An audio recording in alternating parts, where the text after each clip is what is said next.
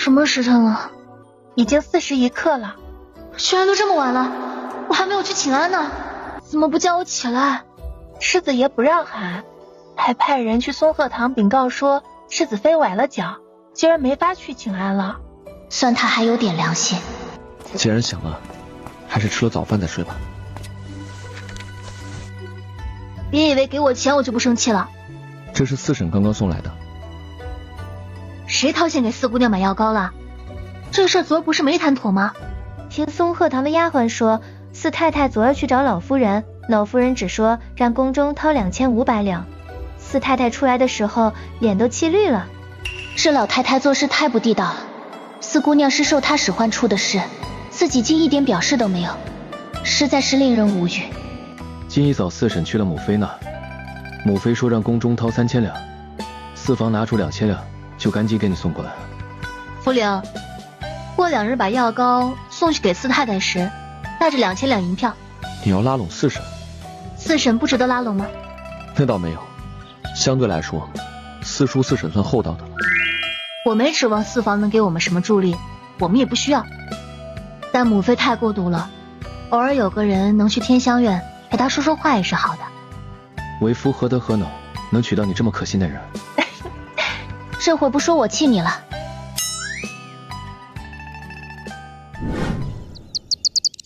脚伤好了，路稍微走多了一点，还隐隐作痛。虽说孝顺是好事，但也该以身子骨为重。脚伤还没好，就该留在屋子里将养才是。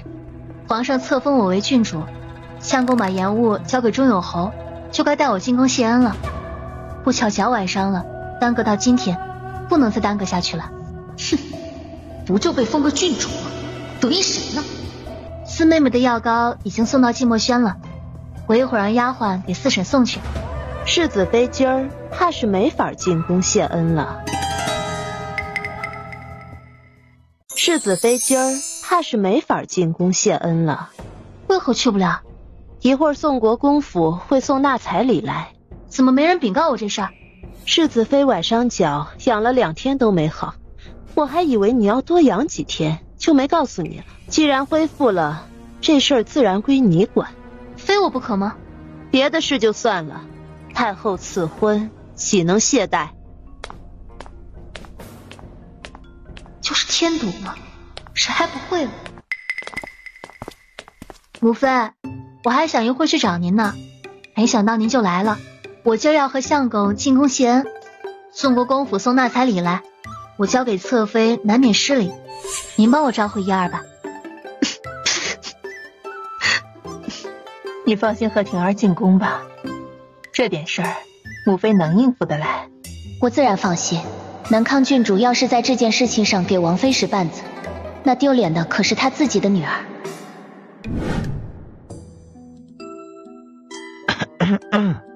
皇上，奏折拿反了。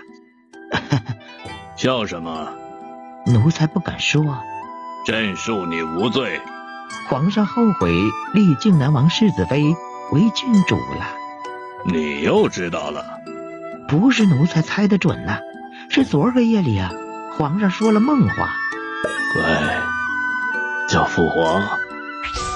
我在皇上身边伺候了30年，可没见过皇上对谁这么温柔的说过话。其他皇子公主不用皇上哄就会喊父皇了，那皇上梦里哄的显然是皇子公主之外的人呐，这不就说明皇上想要个靖南王世子妃这样的女儿吗？皇上，靖南王世子世子妃来了。快宣！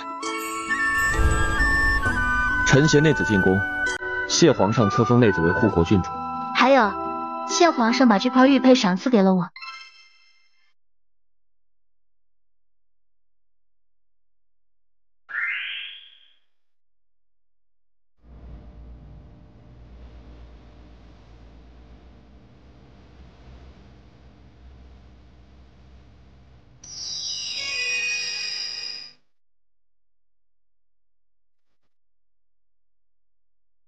皇上。何事？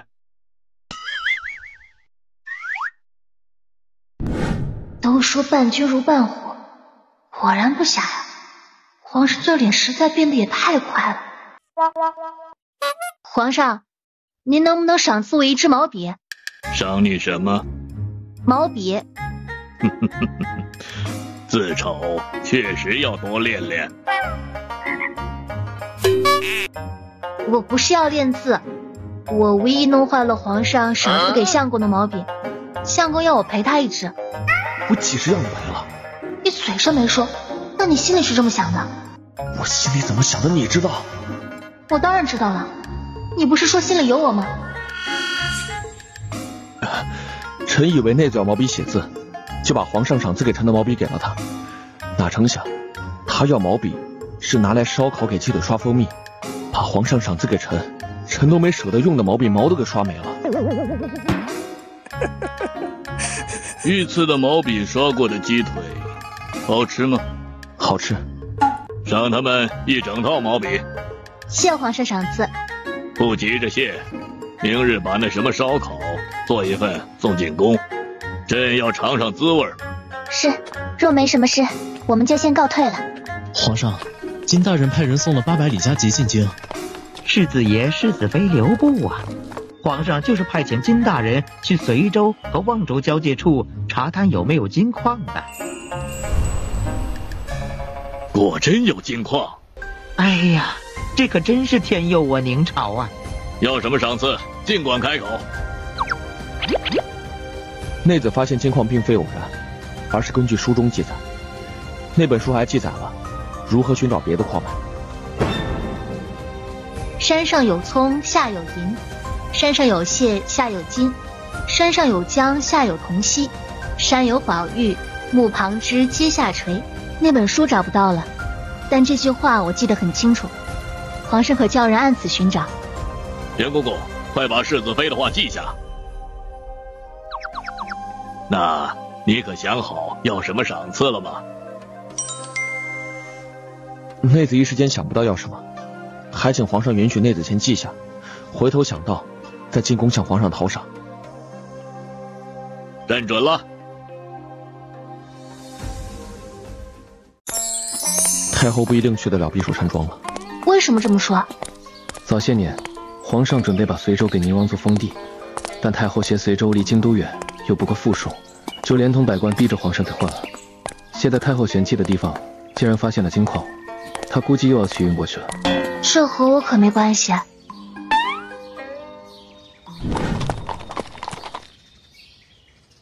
世子爷，信安郡王他们还有康王世子和秦大少爷也来信王府了。这么巧，会在信王府碰到百庭兄和大嫂。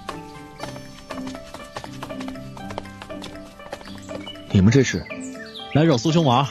玩吗？我怎么瞧着这阵仗也不像是来找大哥玩的，倒像是来讨伐大哥的。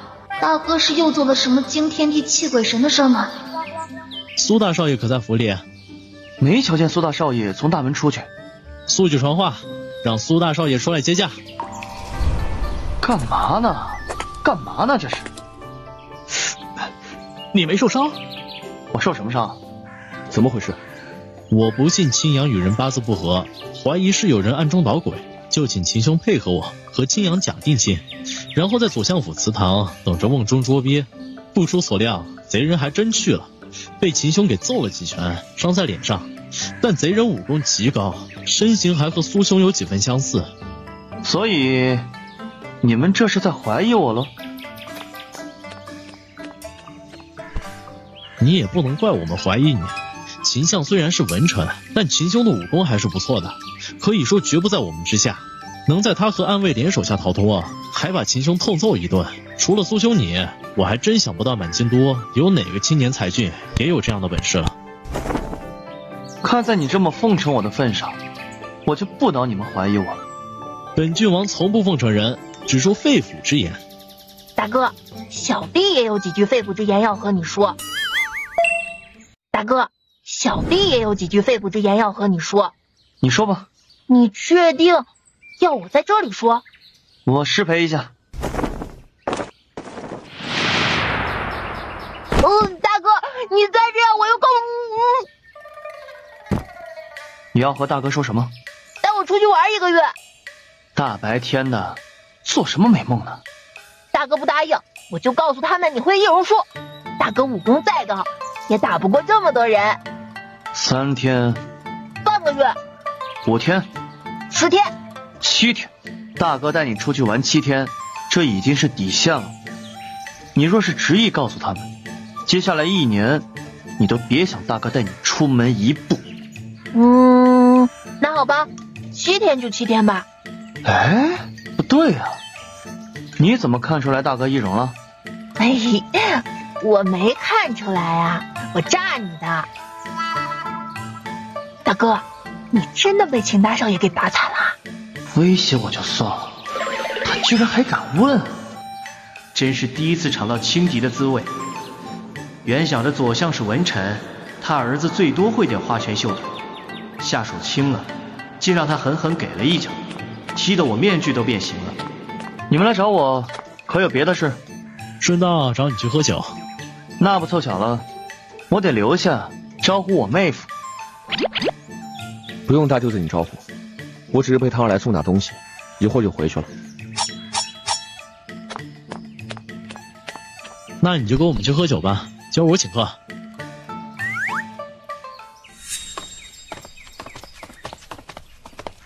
我大哥给你使眼色，你没看见啊？看见了。那你还……你大哥一向坦荡，今日这么反常，拒绝新安郡王他们邀约，还要拿我做幌子，你不觉得奇怪吗？是挺奇怪的。你不怀疑破坏青阳郡主亲事的是我大哥吧？那日在康王府，我瞧背影也挺像他。可我大哥和青阳郡主是堂兄妹啊。你确定他们是堂兄妹？你大哥不是不懂克制的人。所以大哥很有可能知道爹不是新老王爷的私生子，只是眼下需要私生子这个身份，不能表明，只能拖着青阳郡主不让她嫁人了。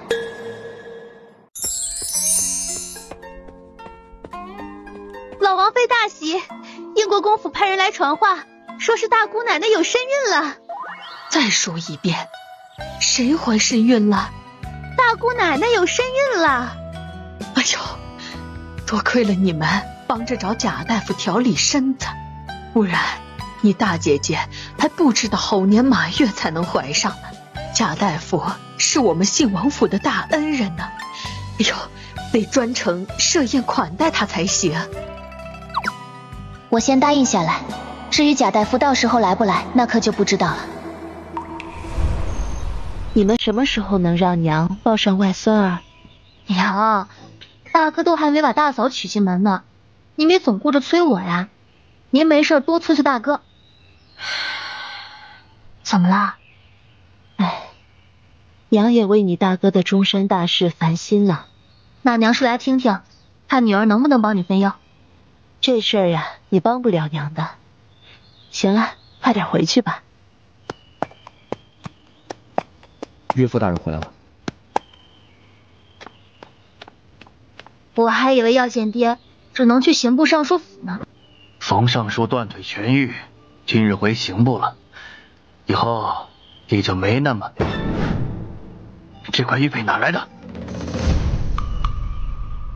这玉佩是我们去找云逸的路上，在一面滩处捡到的。因为酷似皇上那块，找不到失主，就想给皇上处置。皇上怕再被人从户部库房里盗走，就把这块玉佩赏给娘子了。这玉佩是在什么地方捡到的？一个字不落的告诉我。就是那天。爹爹，这玉佩……过人之物，时隔多年再见到，爹爹真是太高兴了。那这块玉佩给爹吧。既然皇上把这块玉佩赏赐给你了，那你就留着吧。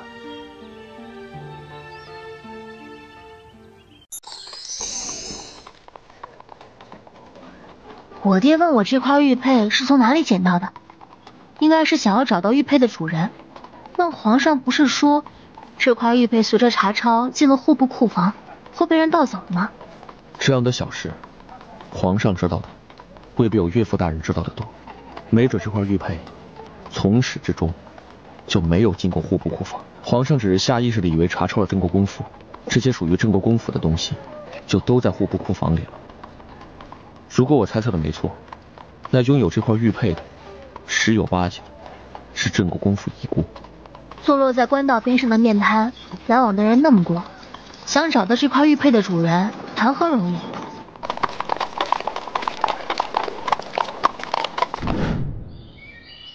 我和谢百庭都从宫里出来，又去新王府溜一圈了。这宋国公府送纳彩礼怎么还没完事？世子爷、世子妃回来了，辛苦赵管事了。这都是我应该做的。王妃这会儿正在正堂陪宋国公府二太太说话。之前我和宋国公夫人定下的是48台纳彩礼，怎么添了不少？是有什么话不便说吗？有些话我正想私下问问郡主呢，既然郡主问了，那我就照实说了。没外人，宋二太太只管说便是。靖南王府有那么穷吗？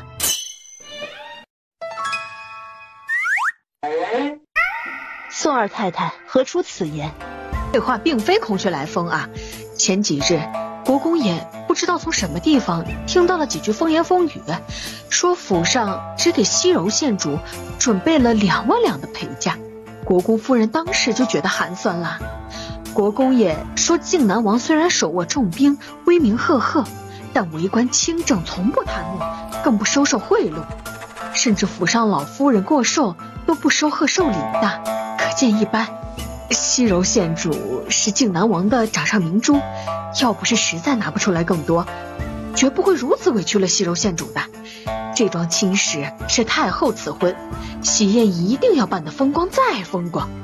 靖南王府给不了西柔县主太多，我宋国公府补上也一样的，这才又把纳彩礼添了16台。这怎么可能？王爷是清正，但王爷立功无数，光是皇上的赏赐就不计其数了，怎么可能只给柔儿2万两的陪嫁？那府上给西柔县主的陪嫁是至少3万两，王妃说是吧？抱歉啊，刚刚走神了。郡主问我什么？会客的时候走神，他也不怕丢人。我问你，王府给柔儿准备了多少陪嫁？这不摆明了是给王妃挖坑吗？2万两。像南康郡主和宋二太太这样拐着弯给谢柔争取陪嫁的，就得王妃这样的直肠子来戳破。你就这么不顾咱们靖南王府颜面吗？侧妃这问题问的就不对，府上给大姑娘准备多少陪嫁，侧妃自己都不清楚，母妃又怎么可能会知道？确定无误的数目只有王府宫中出2万两，不知道的可就多了。郡主给大姑娘添多少压箱底，父王又给多少，还有老夫人和几位婶娘，甚至王公大臣、宫里的贵人，不到出阁那天，这数目永远都未知。宋二太太，您说是吧？世子妃说的是啊。宋国公府送来的纳彩礼兑完了，数目没错。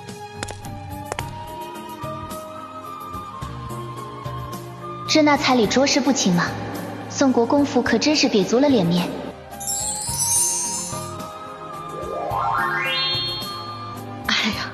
来之前，世子让我帮他带份礼物给西柔郡主，去请大姑娘来。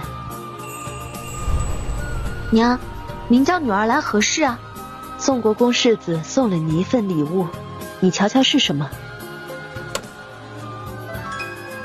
这莫不是夜明珠？可不就是夜明珠吗？宋国公世子本该是我的，这夜明珠也是我的。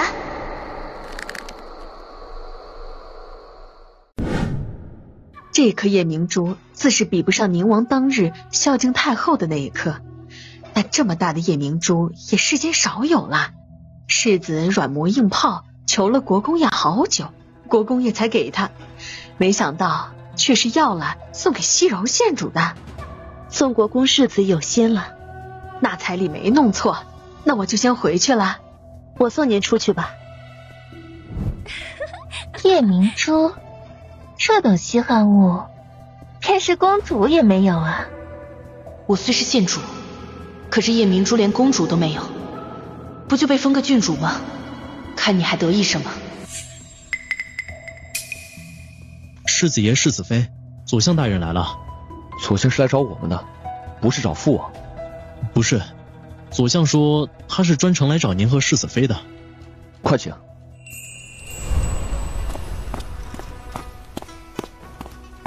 秦相怎么来我靖南王府了？啊，我是奉皇上之命而来。我们今天进宫了，有什么话皇上怎么不直接跟我们说，还让左相大人来传话？这也没带赏赐来啊。王爷知道我兼任修国使一职，世子爷、世子妃这一趟望州之行，不仅离奇曲折、困阻重重，更是解决了我们宁朝食盐的问题，还发现了金矿，以及假传圣旨弹劾太后。这此等盛举啊，须得著书立说，以传后世啊。著书立说，这是要名留青史啊！夜明珠乃稀世珍宝，便是公主都少有，可青史留名，那可是皇上都不一定有的待遇啊！苏唐绝对是我和娘的克星，但凡我稍有得意，很快就被他打压，还是压得动弹不得，沦为笑柄。为什么？哼！会不会太折煞他们了？世子爷、世子妃年纪确实是轻了些，但是功劳无与伦比，过程又离奇。我身为修国史官，忽略他们就是失职啊！若是这样的功劳和经历都不足以著书立说，以传后世，那其他人就更没资格了。左相大人要把太后也写进去吗？修国史的职责是要确保流传后世的这一段历史的每一个字都是真实的。我能做的不过是用词华丽一些，仅此而已呀。没有世子和世子妃假传圣旨，被太后下狱，又被皇上用御辇接进宫，既往不咎，替御史台求情，逼御史台弹劾太后后宫干政这些事儿，给世子、世子妃立说，还真是差点火候啊！太后要是知道自己一番折腾，不仅没占到便宜，还成功助攻给我们青史留名的机会，还不得气得吐血三升了？你们没什么事的话，就都退下吧。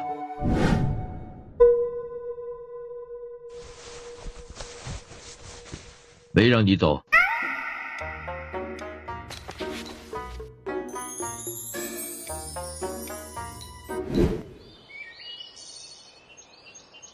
都这会儿了，贤妃妹妹还有闲情雅致赏花呢。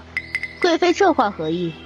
看来贤妃还不知道，左相去了靖南王府，要给靖南王世子、世子妃著书立说的事。那靖南王世子、世子妃可得要好生感谢夏贵妃的保举了。这一趟离京耗费时日不多，却立下这么多功劳。夏贵妃送他们一个青史留名的机会，怎么感谢夏贵妃都不为过。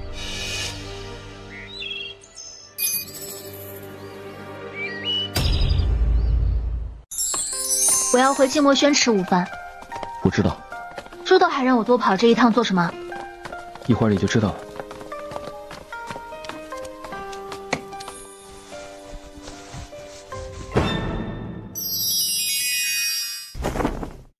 世子妃可否把这玉佩给我看一下啊？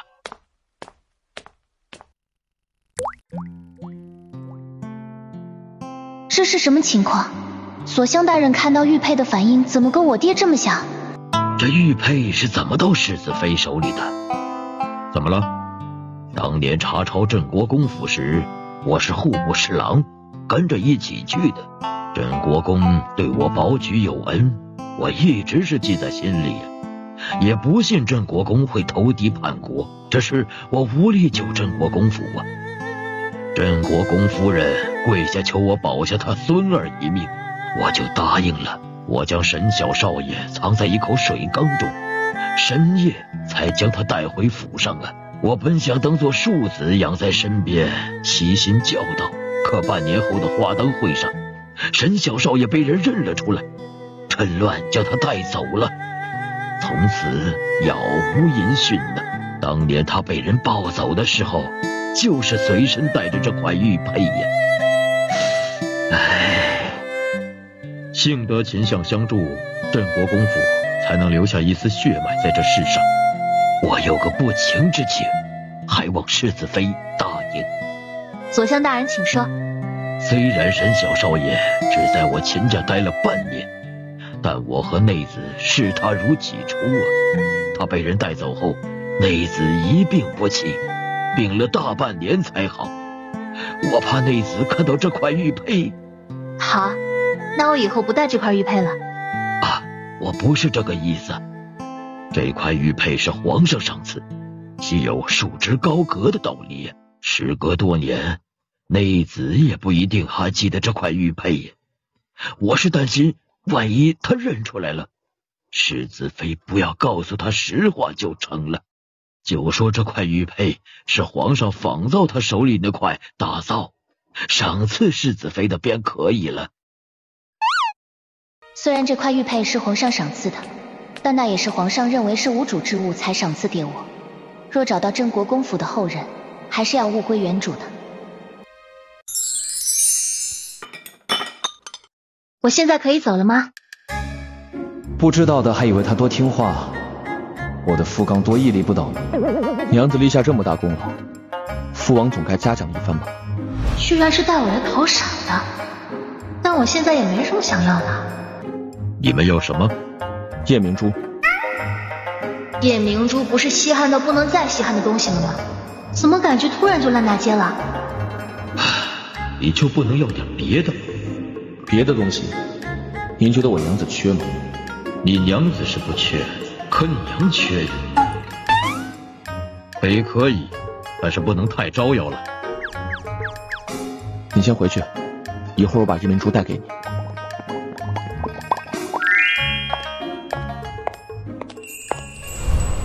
奇怪，上次明明就是在这里看到那颗夜明珠的。那颗夜明珠，王爷可是花了很大力气才拿到的。上次世子爷就想拿走，又是被我给拦下了。这次又来，幸亏王爷换地方藏了。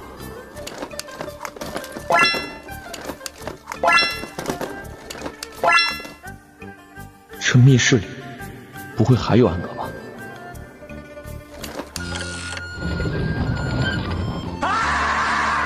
这后面怎么还有一个锦盒？除了夜明珠，难道父王还珍藏了别的宝贝？这样一条腰带竟然被父王藏在密室的暗格里，和夜明珠放在一起，足见这腰带在父王心目中的分量。但这绣工很生疏，针脚不够细腻，中间的玉甚至都已经碎了。父王怎么会珍藏这样一条腰带？府里的人都知道南康郡主不善绣工，而母妃的针线活却可以和宫里的绣娘媲美，所以这腰带绝对不是出自这二人之手。看来父王心底最爱的是送这条腰带的人。景儿呢？世子爷在密室里。父王，夜明珠呢？去外面等我。这密室我找了2遍也没找到夜明珠，不会密室里还有暗格吧？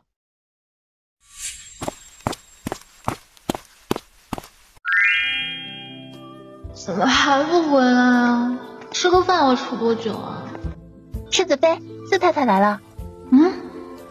药膏不是给谢启送去了吗？这会儿来找我做什么？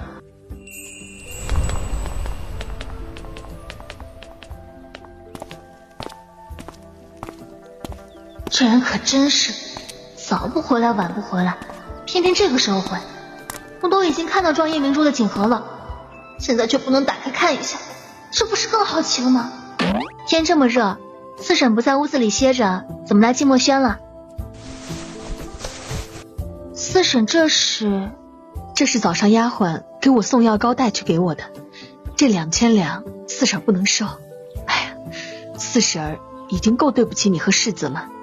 贾大夫给你们面子，5000两的药膏只收3000两，三婶不能占你这个便宜啊。四婶见外了，我和相狗都是谁真心待我们，我们就真心待谁的性子。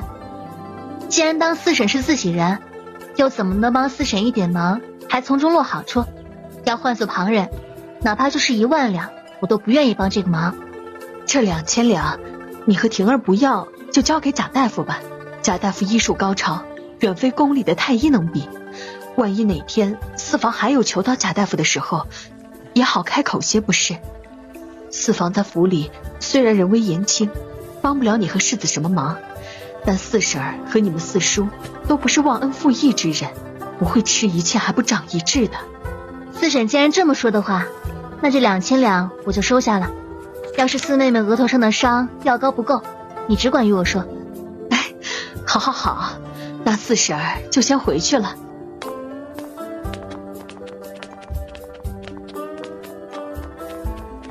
夜明珠呢？你亲我一口，我再告诉你。这人怎么这么欠揍呢？还要亲一口才给？我现在要是去和王爷告状，说他要了夜明珠但不给，王爷铁定会揍他一顿。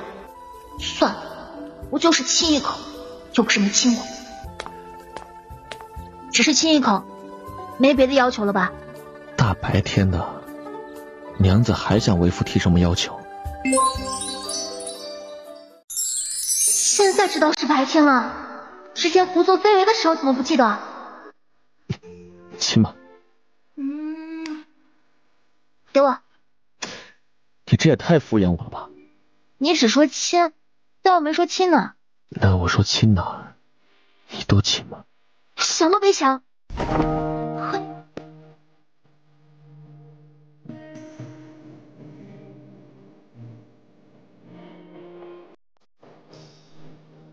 怪不得说不能招摇了，这夜明珠也太大了，比冥王送给太后的那颗都大，血肉那颗更是小卡拉米，没法比。娘子可还满意吗？满意，太满意了。这么大的夜明珠，你要，父王既也给你了。这回是你功劳太大，就当着左相的面要，不然父王不会给的。你确定？父王不像是会在乎别人看法的人，何况左相还透露了当年他保下镇国公府一丝血脉的事，等于把自己的死穴告诉了我们。这夜明珠是父王准备送给他心上人的。南康郡主？不是他。母妃？你觉得可能是母妃吗？不是母妃，也不是南康郡主，那到底是谁？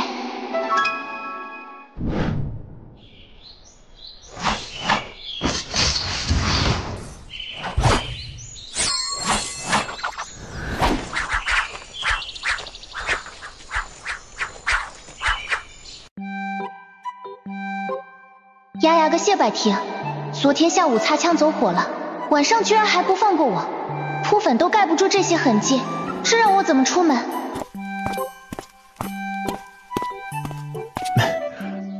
要不我让人去说你崴脚了。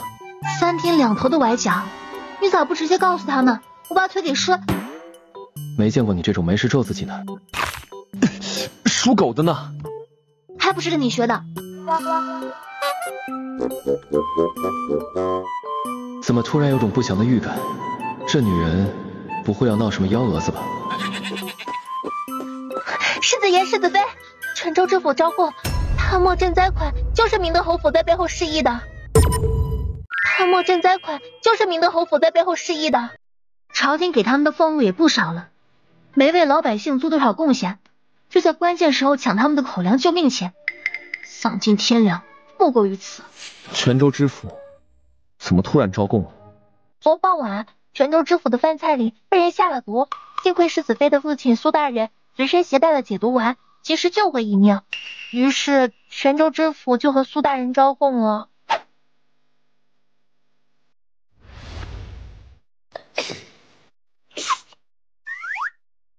肯定是三太太在骂我。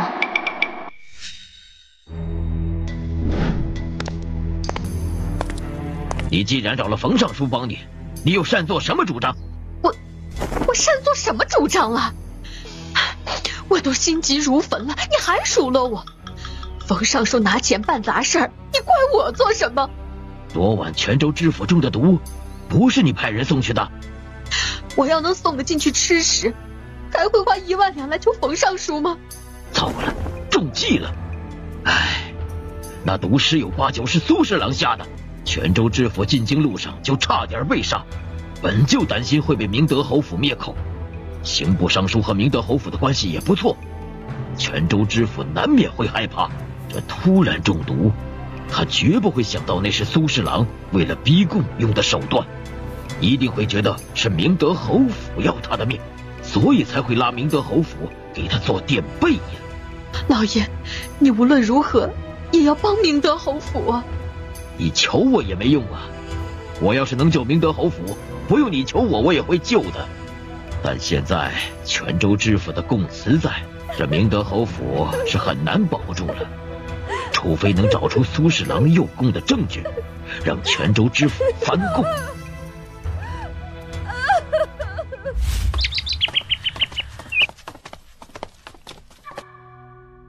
还是世子世子妃争气，小小年纪就能让左相亲自登门为他们著书立说，不说开天辟地头一回吧，至少啊是咱们宁朝建朝至今从未有过的先例，当真是光宗耀祖呢。王爷和老夫人可得好好赏赐世子世子妃才是啊。四方没白拉了，说出来的话就是让人舒坦。老夫人可得好好赏赐世子世子妃才是啊。说的不错，我靖南王府有这样出息的世子世子妃，确实该赏。谢老夫人赏赐。我乏了，退下吧。今天难得想坐一会儿再走，这老太太还赶人呢。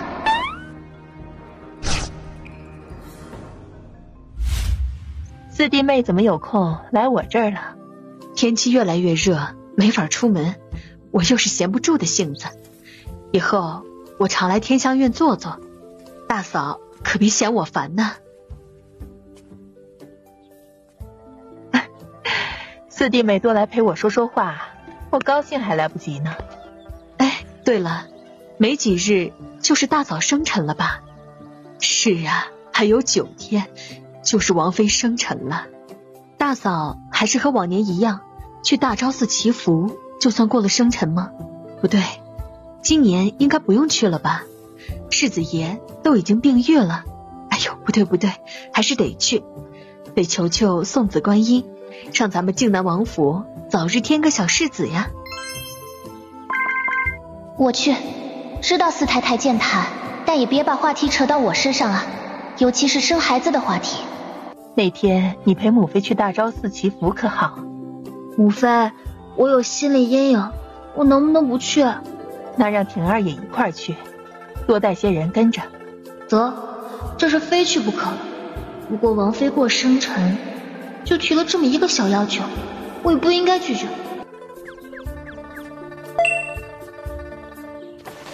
母妃，皇上要吃我做的烧烤，一会儿相公还得送进宫，我就先回去了。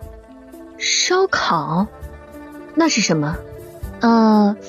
就是把菜肉放火上烤，我一会儿多做一些，送给母妃和四婶尝尝味道。那四婶就等着尝世子妃的厨艺了。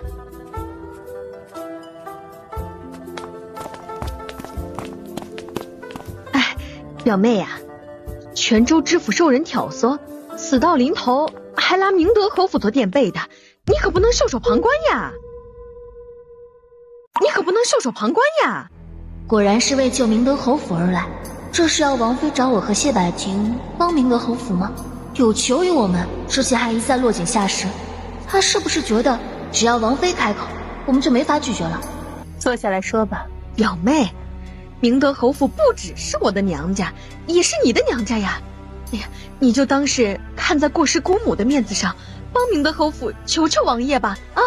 你求我没用，我没那本事帮明德侯府，你还是去找南康郡主帮你求王爷吧。我也想去找南康郡主啊，可世子妃已经把他往死里头得罪了。你是从我明德侯府出嫁的，要是连你都不管明德侯府的死活了，他又怎么可能帮我呀？南康郡主不肯帮他，他们居然就想把我拖下水来背这个锅。世子妃怎么就把南康郡主往死里头得罪了？世子妃管家凭家规行事，说话做事有理有据，何错之有？显然还是我和谢百庭在母妃心里的地位更高一些。你和南康郡主从归阁就交好，若只是因为世子妃没让宫中拿3万两给大姑娘陪嫁，就不肯帮明德侯府，我倒是要开始质疑你们这20年如一日的妯娌情了。明德侯府遭逢大难，别人落井下石也就算了，你也恨不得和明德侯府撇清干系。你别忘了，要不是明德侯府疼你护你，你能有今日吗？现在也到你还明德侯府恩情的时候了。欠明德侯府的恩情，我早还清了。这一个个的都跟木头似的杵在那里，看着王妃被人吼，也不知道把人撵出去吗？三太太请了。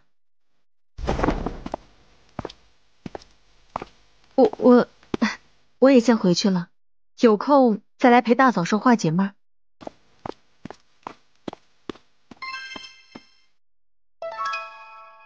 有话就说。明德侯府真的？这明德侯府贪墨赈灾款一事属实。王爷能不能？你觉得我可能会帮明德侯府吗？你不记仇，本王可记得很。我就没见过你这么蠢的女人，20年如一日的蠢，被人卖了还给人数钱，自己数还不算，还要拉上我帮你一起数。你给我记住了，只有明德侯府欠你的，你从来就不曾欠过明德侯府。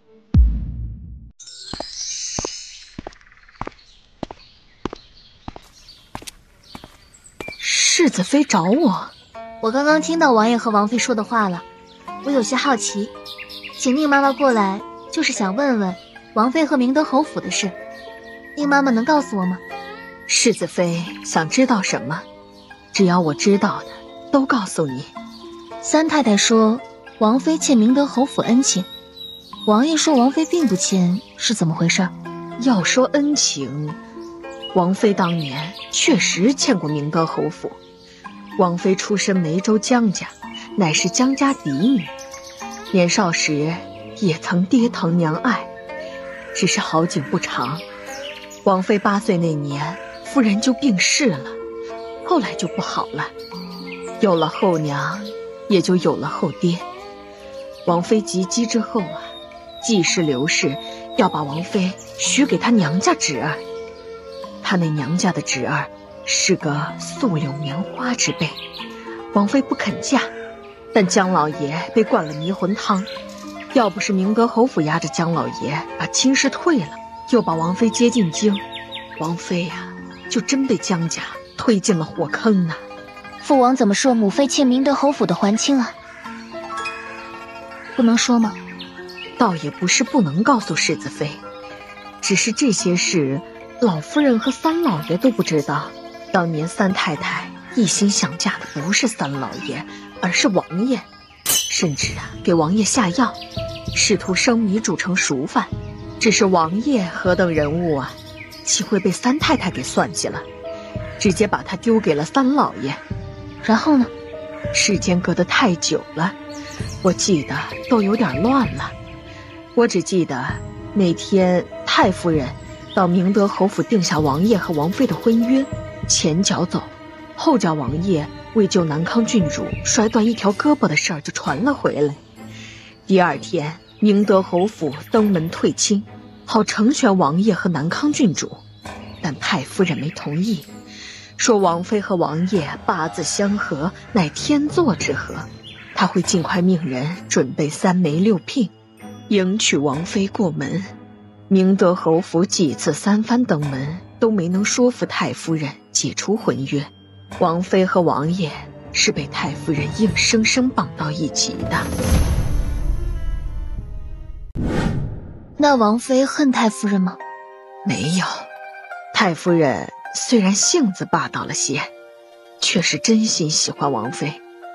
王爷求太夫人退婚，说强扭的瓜不甜，太夫人也就松口了，只是有个条件，要当时的赵王世子，也就是现在的赵王，给王妃正妃之位，8抬大轿，迎娶过门，并答应永不续弦。那为什么赵王没同意？不同意的倒不是现在的赵王，而是南康郡主的父亲老赵王爷。女儿嫁给王爷，太夫人只肯给侧妃之位，却要他儿子娶一个小小江家嫡女。心高气傲的老赵王爷岂会被太夫人拿捏呀？那会儿啊，要不是南康郡主铁了心要嫁给王爷，甘愿做侧妃，亲事差点闹掰呢。那然后呢？其实王妃也想不明白自己怎么就入了太夫人的眼。当年的江家最兴盛的时候，也高攀不起靖南王府啊，哪怕就是给王爷做侧妃都不够格呢。可太夫人就是更看重门不当户不对的王妃。那时候啊，王妃很怕王爷，看到王爷都是绕道走的。王妃又因为亲事烦闷，宁德侯府就想着让王妃去大昭寺祈福，顺带散散心。我就陪王妃去了，却没想到会恰巧遇到还在养伤中的王爷。王妃就大着胆子上前求王爷帮她给太夫人带句话，她不需要赵王给她正妃之位，也不用永不续弦的承诺。按说王妃说这话也是在帮王爷呀，成全他跟南康郡主嘛。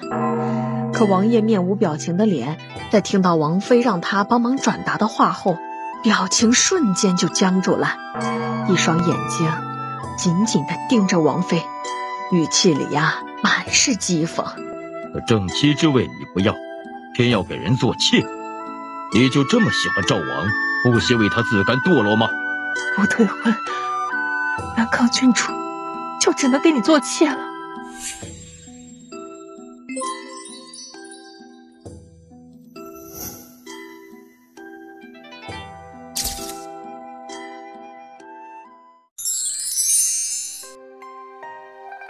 这么多年，王爷虽然对王妃冷冷淡淡，但对世子爷不比二少爷差。王妃呀，也心满意足了。王妃怀谢百庭的时候，要是真逃跑了，那不妥妥的娇软王妃带球跑，霸道王爷追断腿吗？不过，王爷真的不喜欢王妃吗？从种种迹象来看，王爷应该是喜欢王妃的，而对南康郡主，反倒没传言中那么宠溺。宁妈妈，王妃找您。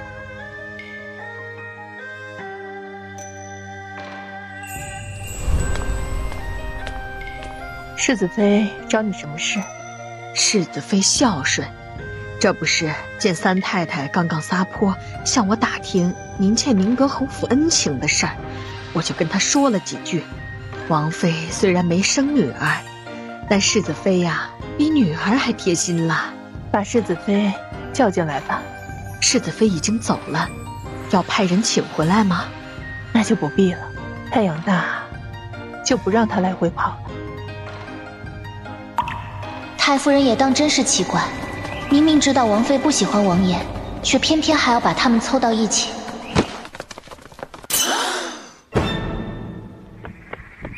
世子妃，您没事吧？我没事，我崴脚的事不要和世子爷说。说了，谢百庭一准不会让我做烧烤，答应别人的，食言就不好，更何况是皇上。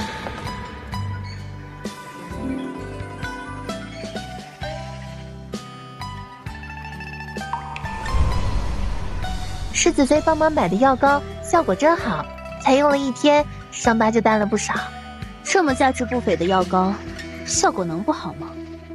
而且不止价格昂贵，还是大嫂给我们4房面子才肯帮忙买。一想起自己吃的苦头，还有连累爹娘掏钱受的气，我真想到老夫人和姚云儿跟前狠狠地问候他们一番。世子妃说半个月就能恢复差不多，再忍耐一下啊。太太，世子妃派丫鬟送东西来了，快请进来。世子妃烤了些蔬菜和肉，令奴婢送来给4太太和4姑娘尝尝，还热乎着。世子妃叮嘱尽快吃，凉了的话味道就差了。快盛上来。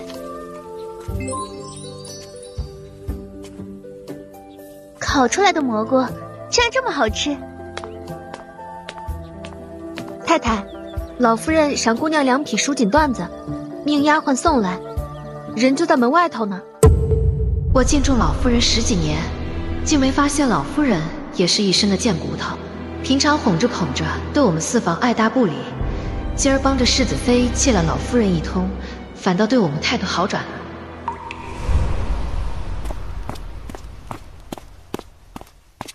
哎呀，在吃什么呢？这么香！你回来的正好，我正想着要不要给你留几串呢。这是世子妃做的烧烤，刚让丫鬟送来的，还送了启儿1匹云锦。世子妃肯帮启儿买药膏，就够给咱们四王面子了。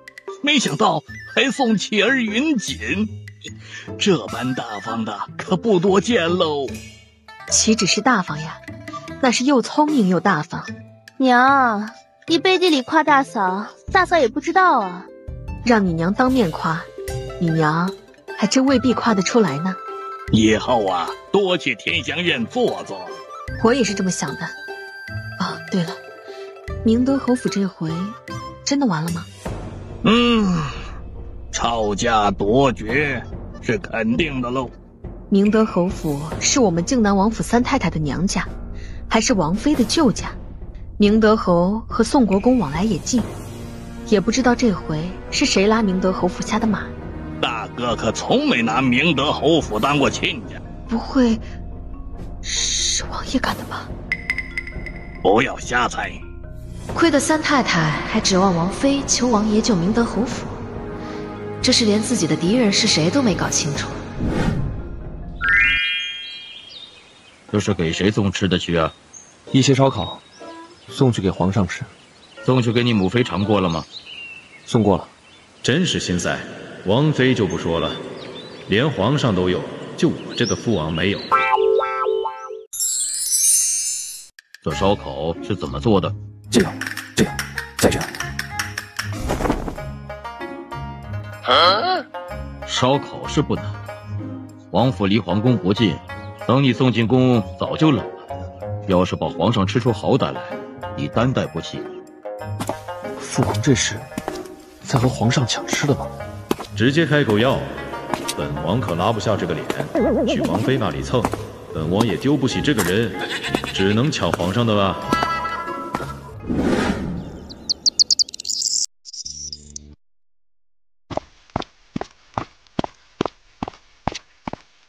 你脚怎么了？你不是去给皇上送吃的了吗？怎么现在就回来了？我问你脚怎么了？世子妃回来的路上小事走神，把脚给崴了。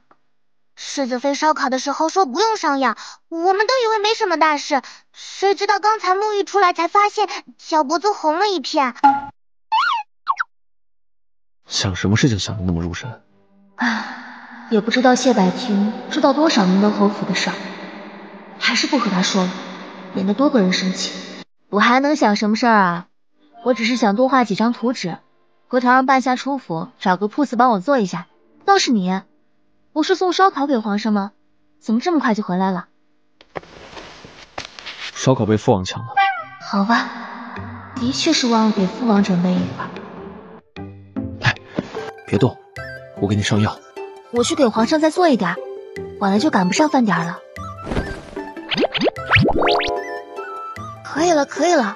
你好好歇着吧，皇上那有我呢。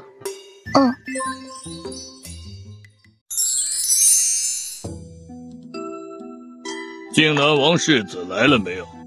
皇上，这谢世子还没来呢，想来是应该在路上了，奴才出去看看去。皇上，靖南王世子来了，一起来的还有信安郡王、齐国公府大少爷和宁阳侯世子。哼，这朕送点烧烤而已，怎么弄出这么大阵仗来？快让他们把烧烤呈上来。皇上见谅，内子不小心把脚崴伤了，没法再给皇上做烧烤。臣把烧烤架子带进了宫，给皇上您献烤。怎么这么不小心呢？你们几个进宫是？大嫂，不是，靖南王世子妃的烧烤是一绝，我们几个都特别爱吃，正在筹备开烧烤铺子。路上遇到百田兄，得知他要进宫给皇上您做烧烤，我们闲着没事儿就进宫帮忙打下手。在御书房外烧烤的体验可不多，错过这个村可就没这个店了。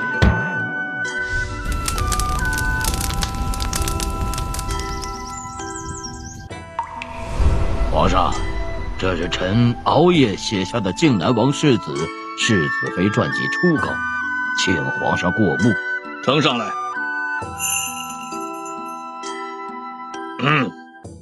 关于朕的部分，爱卿是不是把朕写的有点昏庸了？啊，皇上，您的大气用玉辇接靖南王世子世子妃，臣写了呀。朕说的是太后力压朕把靖南王世子世子妃下狱的部分。哎，这部分是实在没法润色了呀。爱卿看不出来朕那是在推波助澜吗？啊，臣看出来了，但是不敢妄测圣意，容臣回去修改，再呈给皇上过目。靖南王世子和谢安郡王他们给朕做烧烤，你陪朕尝尝。谢皇上厚爱。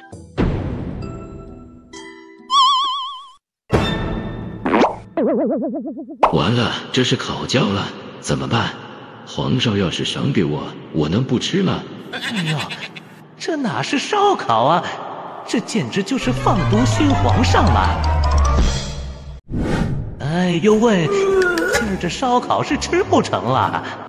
我们与靖南王世子往日无冤，近日无仇的，要不要这么霍霍我们啊？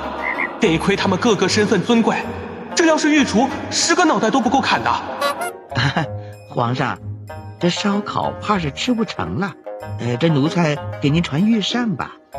你觉得朕这会儿还有食欲吗？别说皇上没食欲了，我也觉得午饭可以省了。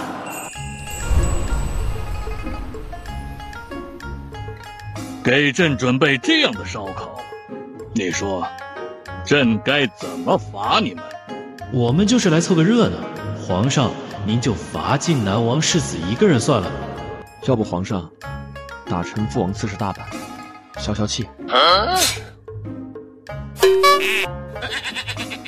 你让朕打你父王？并不是臣不孝顺，臣只是不敢欺君。40大板是父王罪有应得。哦，靖南王做什么了？内子原本给皇上准备了整整1食盒的烧烤，让臣送进宫，只是还未出府，就碰到了父王，被他给抢了。父王说烧烤不难，做好的送进宫已经冷了，让现烤给皇上您吃。内子崴了脚没法进宫，所以只能臣来了。世子世子妃没给王爷准备烧烤吗？靖南王不像是吃饱了撑的没事干的人，土非他没吃饱。忘了，原来不是没吃饱，而是没得吃。臣实在是没想到，看着很简单的烧烤，做起来这么不容易。等内子脚崴伤好了，臣再带他进宫，做给皇上您吃。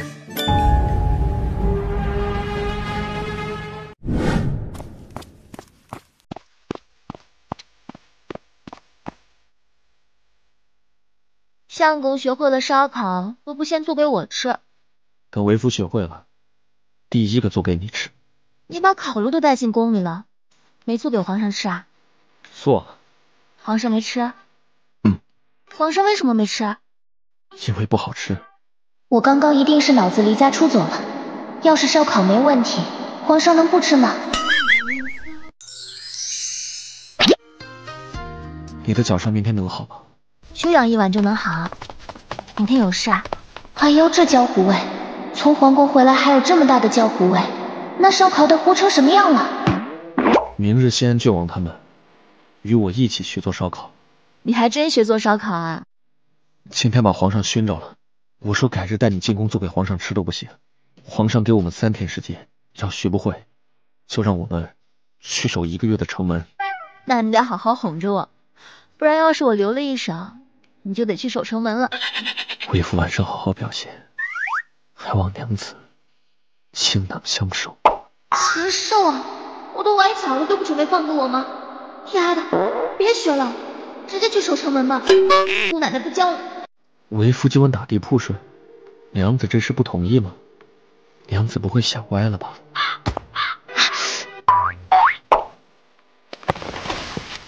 没见过你这样，为了踩别人不顾自己的。还不是被你给气的。是为父不好。来吃午饭吧，我让小书房给你准备吃的。我抱你走。不用不用，放我下来，我自己走。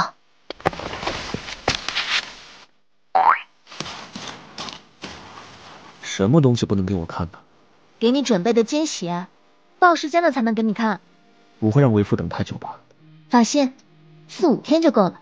那为父就等着娘子的惊喜了。我专门给你准备的惊喜，绝对不会让你失望的。我怎么莫名有点担心？别是惊喜突然变成惊吓？不用怀疑，他有这个本事。下午出府找个绣娘，帮我把图纸上的衣服做出来。我的老天爷啊，世子妃这衣服也太梦浪了吧！那奴婢现在就出府吧。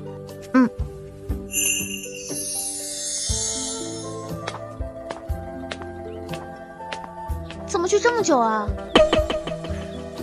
有话就说吧。奴婢找了京都最好的绣房，只是把图纸交给绣房的时候，夫人进去了。当时奴婢戴了面纱，不知道夫人有没有把奴婢认出来。但秋葵姐姐盯着奴婢看了半天。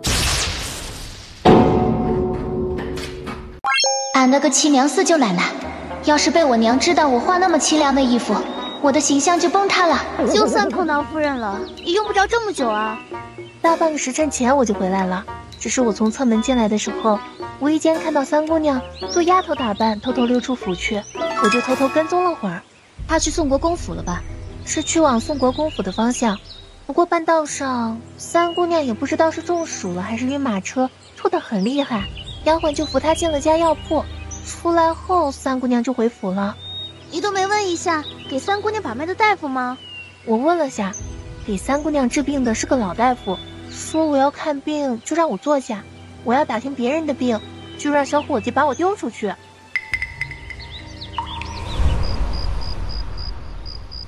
没有打地铺，难道他忘了？在看什么书？这么认真？这书不错，要不要我念一段给你听啊？好。君子义以为质，礼以行之，孙以出之，信以成之。相公觉得这段写的怎么样？君子不能言而无信。原来他不是忘了打地铺，而是要让我自己打。不给看，我可就亲你了。我怎么没看到？你再仔细翻翻。书上当然没有了，不过我自己写上了。写得不错。不知娘子对过河拆桥、卸磨杀驴怎么看？谁过河拆桥了？有那么一个没心没肺的女人，天冷的时候要暖炉，就抱着她夫君不撒手；天一热不需要了，就把她推开。你说她夫君该拿她怎么办好？人家闺房里的事，相公你为什么知道的那么清楚？一个屋檐下相处这么久，我都不知道你有偷窥的癖好。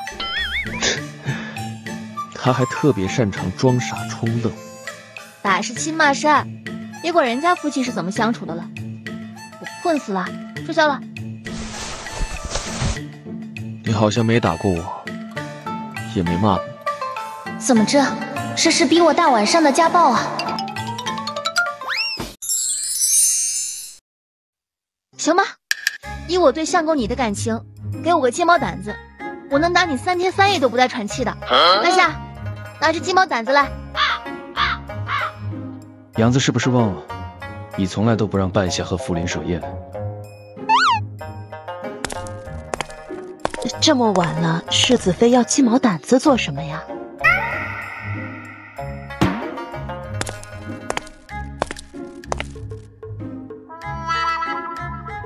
夜深了，世子爷、世子妃早点休息。要打吗？打死我吧！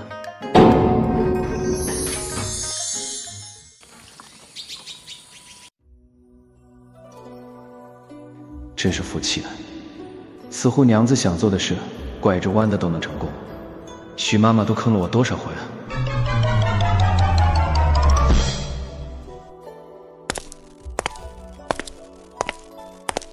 世子妃，今儿是文王府太妃的寿辰，是您去送贺礼还是？我去送吧。你去？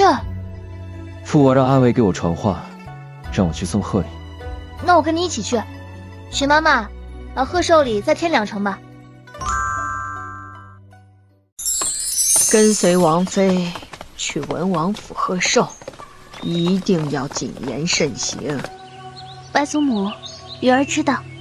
老夫人，王爷让世子爷去文王府贺寿，王妃不去了。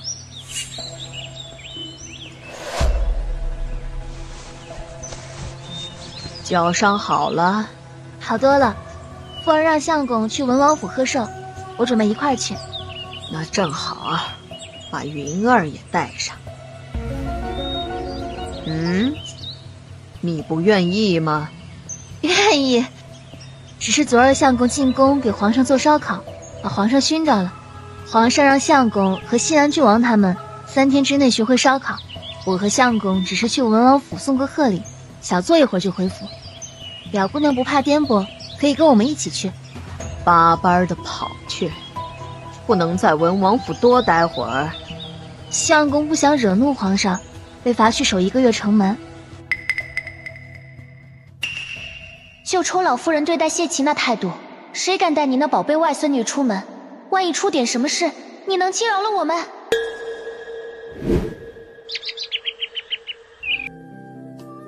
听他惹王爷了？没有啊。真的没有吗？母妃为何这么问？这生儿子不是让他来坑爹的，该使唤就使唤。你不愿意去，让婷儿去就是了。可能是别家是儿子坑爹了，父王有此感慨吧。相公多孝顺啊。这倒也是。你做了什么坑爹的事啊？我能坑自己父王吗？你不说，我问西安郡王他们，总能知道。我只是把父王抢了你给皇上烧烤的事，如实告诉了皇上而已。只是这样？爷还让皇上打王爷40大板。这就难怪王爷会和王妃说那种话了。能忍住不打谢百廷一顿，王爷绝对是亲爹了。就是这儿子，怎么看都像是捡来的。怎么了？还敢问怎么了？我能说我有罪吗？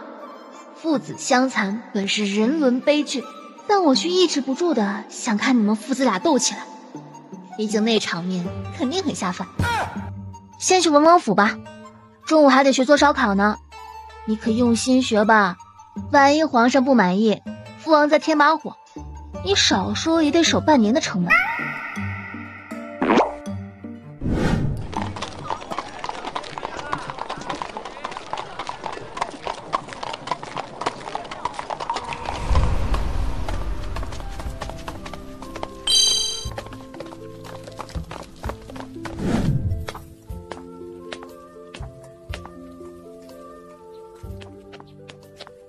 我还以为看错了，真的是你。青阳郡主也来了。郡主在那边玩，刚刚不小心蹭脏了衣服，我去拿一套干净的给她换上。刚刚郡主赏花的时候，还在想世子妃会不会来呢。要不您跟我一起去找我家郡主。郡主说她就在这里等我的呀，跑哪儿去了？别急，分开找找。世子妃，你不觉得这一幕似曾相识吗？是有点熟悉，上回帮青阳郡主捡风筝，就碰到宋国公世子调戏丫鬟的事。不过现在那位世子已经被我整不举了，应该做不了乱了。放心吧，不会运气那么差，又碰到无耻之徒调戏姑娘。万一又碰上了呢？那就算他倒霉，直接毒死，替天行道。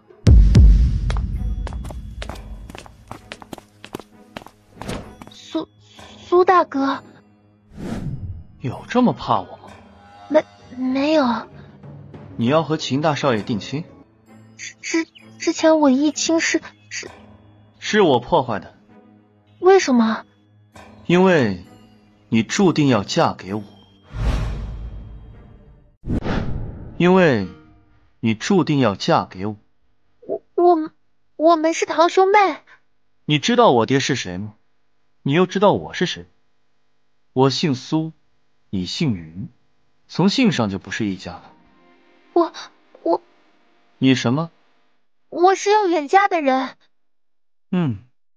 信王府距离康王府是挺远的。大晚上的想去看你一眼，都要跑半天。等等，他刚刚说什么？他晚上到过康王府？秦大少爷人还不错，我不想做他第二回，不许和他定亲，听到没？真乖，老老实实待在康王府，等我上门提亲。真是心累，一个多管闲事的妹夫追得我满大街跑，青阳还因此被重点看护起来，我想见一面都难。好不容易逮到他来王王府贺寿，又碰到我妹在这来回的溜达，真是专门跟我这个大哥过不去。陈谦不是一直跟着我们吗？青阳郡主在还是不在，他也不现身说一下。天这么热，他让世子妃来回的找，等回去看我不和世子爷告状，让世子爷狠狠的揍他一顿。陈谦，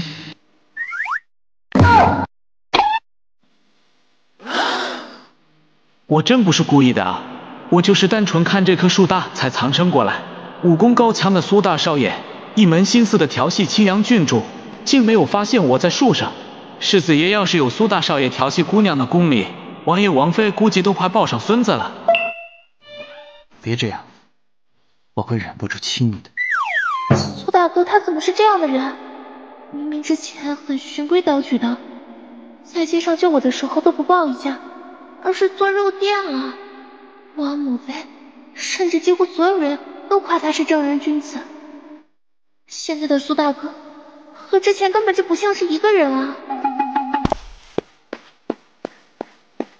还要看到什么时候去？你麻了，动不了。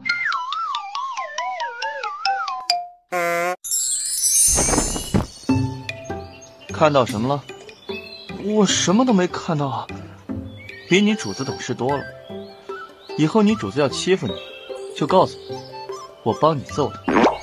不愧是世子妃的哥哥，收买人心都收买了这么别具一格。郡主到底跑哪里去了呀？可千万不能出事啊！别急嘛，我们再好好找找，说不定青阳郡主一会儿自己就出来了。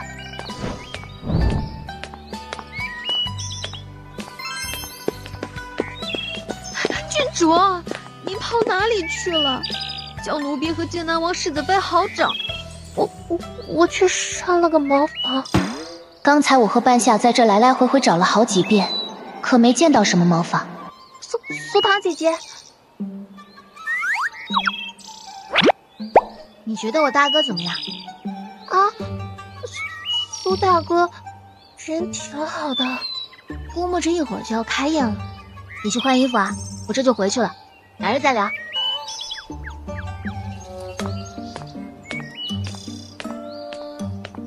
世子妃怎么突然问青阳郡主大少爷怎么样啊？陈青一直在暗处保护我们，但他发现祁阳郡主却不说，这显然有问题啊！再加上谢百庭在康王府见到一男子，背影和武功像极了大哥，这些巧合加在一起，那可就不是巧合了哟。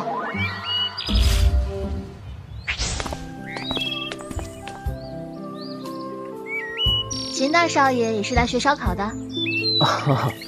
秦兄是来帮我们试吃的。别听他瞎胡说，我来是有事相求。秦大少爷找我们何事？百庭兄知道的，昨儿家父把初稿呈给皇上过目，关于皇上的部分，皇上不是很满意。家父昨晚想了一夜，也没想出两全其美的法子来，愁白了10几根头发。我今儿来就是想问问世子妃有没有什么办法，既能保证真实性，又不让皇上折损威望。有没有什么办法，既能保证真实性，又不让皇上折损威望？这是真不好写，润色太过，太后必不会答应。皇上出于孝道，才没阻拦太后下旨也不行吗？家父原就是这么写的。难怪著书立说都等人死了之后才动笔，那时就没有那么多瞻前顾后了。你可有什么好办法？我也没有。不过我觉得，既然这一段怎么都润色不过去，就不必强求了，照实写就是。重要的是后面，要是能歌颂皇上，让后世人由衷的觉得皇上是个明君，我想皇上也不会计较这一小段。我的办法不行吗？你可以随意拍皇上的马屁，但史官的笔不行。皇上没做什么值得歌颂的事儿啊。让皇上做一件事不就行了？大嫂这话说的，未免也太轻松了点吧？轻松的都觉得有些恍惚了。你要皇上做什么？朝廷现在已经在有条不紊地把粗盐提炼成血盐了，但市面上血盐的价格依旧坚挺。回头朝廷开卖血盐，血盐必将重新定价，只要能说服皇上定一个让万民高呼皇上万岁的价格，这难题自然就迎刃而解了。要不说还是大嫂的脑子好使，另辟蹊径，牵着皇上的鼻子走。这回放心了吧？那谁去说服皇上？左相，你爹。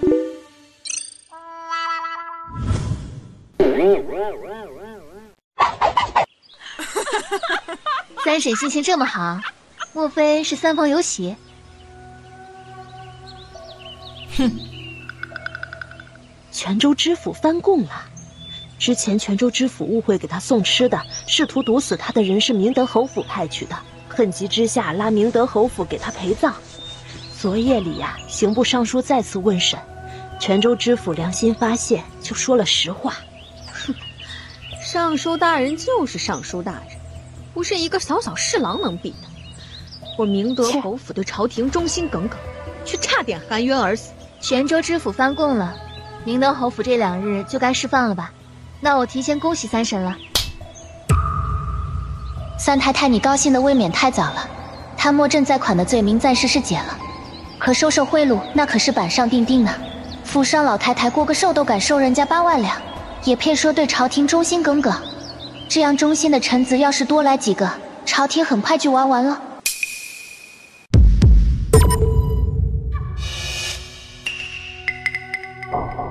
太后已经决定3日后就启程去避暑了。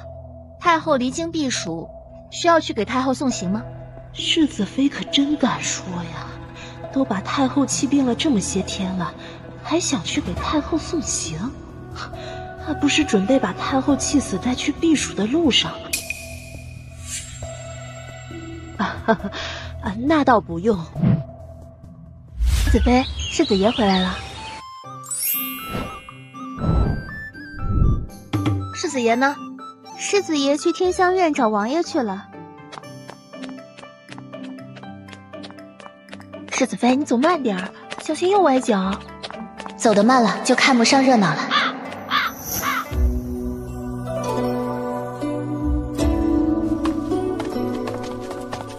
婷儿怎么来了？可吃过午饭了？吃得很饱，不饿。谁气你了？母妃觉得还能有谁气我？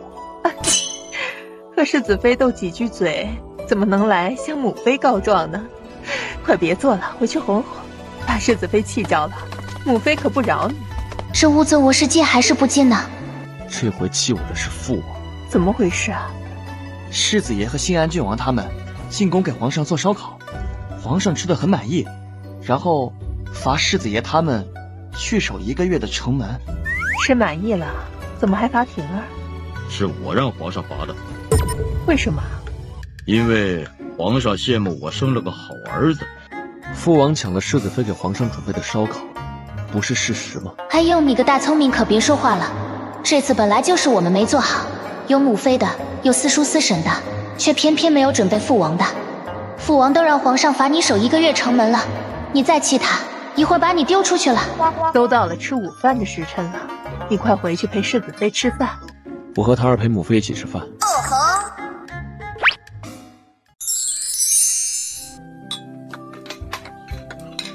母妃夹的菜父王不喜欢，以后不要给他夹了。我吃。那既然父王这么爱吃青菜，母妃就再给他多夹点吧。你是他母妃，是他听你的，不是你听他的。但吃青菜好。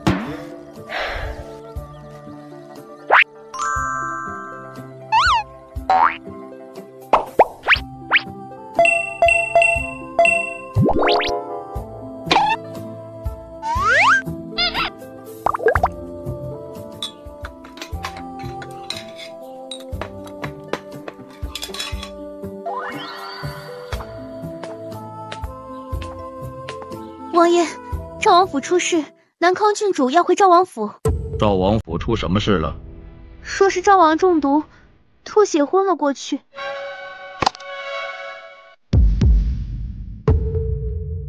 我怎么就没吸取谢安郡王他们的教训？热闹是这么好瞧的吗？若说刚才是战场，那现在就是妥妥的修罗场喂喂。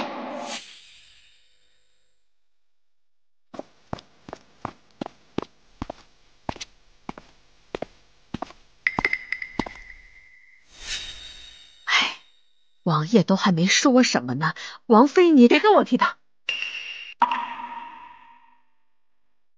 王妃只有受极大委屈的时候才会这样，可是刚才也没人给王妃委屈受啊。王妃呀，你不会是被王爷吓得手抖了吧？谢百庭心里肯定不好受。没有哪个儿女不希望自己的父母是情投意合、琴瑟和鸣的。可父王母妃的矛盾，谢百庭就算想管也无从管起。赵王怎么会突然中毒？会不会是陈青啊？怎么可能是陈青？他不会擅作主张。奴婢不是这个意思。之前世子妃遭遇刺杀，刺客剑上都抹了毒，按下就让陈青在剑上也抹了毒。你用毒了？世子爷怕世子妃您担心，不让告诉您，属下就擅作主张，自己挑了一瓶毒药。本想回来之后说，结果给忘了。不过药瓶上写着7日毒发，现在早超过7天了。毒发时间和药量多少关系很大，抹在剑上的毒没那么多，极可能会延缓发作。但愿如此，世子妃调制的药别人解不了，当时刺伤了好几个暗卫，他们肯定也没法幸免。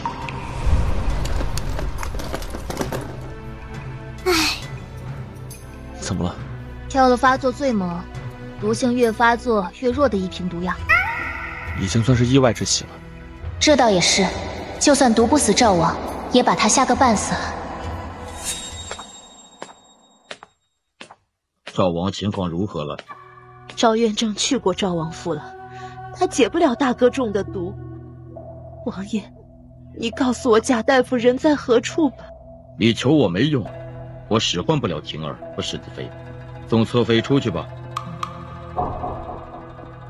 王爷说自己使唤不了世子妃，是让妾去求王妃吗？随便。我大哥中毒了，赵院正没办法帮他解毒，需要请贾大夫。你该去找王爷帮你，而不是来找我。王爷他不知道贾大夫的下落，你信吗？王爷说他使唤不动世子妃，他让我来找你。他使唤不动婷儿和世子妃，就让你来找我。不然呢？可惜你在我这里没这么大的脸面。可惜你在我这里没这么大的脸面。去告诉他，他想要救赵王，就亲自来求我。请贾大夫是为了救我大哥，若王爷不来求你，你要见死不救吗？赵王和王妃有什么关系？王妃凭什么要为了他去求人？王爷为了你连命都可以不要，难道你还说服不了他来求我？你少激将我！郡主没把握是吗？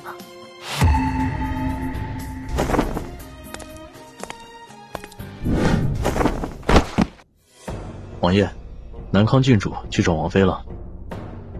有话就说。南康郡主告诉王妃，您使唤不动世子爷、世子妃，才让他去找王妃的。王妃说什么了？王妃让您亲自去求她。我的王妃真是令人刮目相看，他是准备气死我，好和赵王双宿双飞吗？王妃不肯帮忙，他的眼底心里只有你大哥了，你不用去求他，他也会想办法救你大哥的。爱之深，恨之切。当年赵王府不肯给她正妃之位，她不得不嫁给王爷你。王爷又冷落她这么多年，她对我大哥早由爱转恨了。王妃恨赵，我怎么没感觉出来？她恨的大概从来只有我一个。王妃心底就是咽不下这口气，只要王爷你去帮我说一声，给王妃个台阶下，我大哥就有救了。给王妃台阶下，下到哪里去？赵王府吗？我就算再不喜欢王妃，我也不会给她机会给我戴绿帽子。以后别再让我听到这样的话，出去。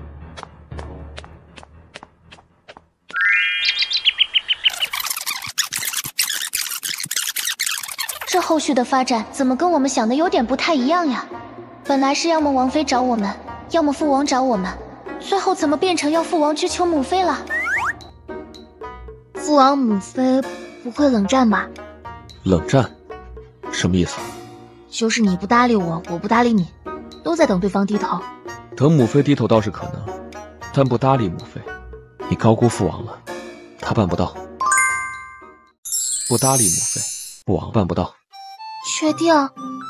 午饭的时候，父王都气成那个样子了，感觉没个10天半个月都消不了气吧？父王有心理阴影，他和母妃一吵架，就担心母妃会想不开寻死，不亲眼去天仙院看看，他不放心。母妃以前经常1哭2闹3上吊吗？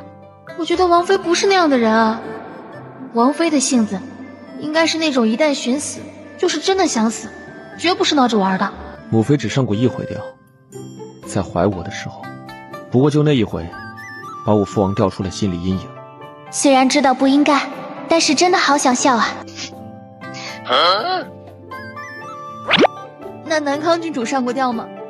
自然也上过，不过父王就那么看着，等白绫挂不住自己断了，南康郡主摔在地上。以后少吃点，白绫都挂不住你了。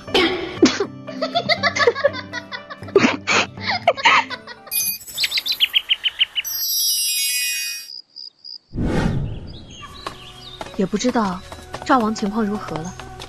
南康郡主一早就去了赵王府。唉，听说赵王啊，昨晚吐了3回血，怕是凶多吉少了。满京都没有比赵王惨的了。年轻时被人打得抬不起头，如今儿女都长大了，还被刺客闯过家门摁着打。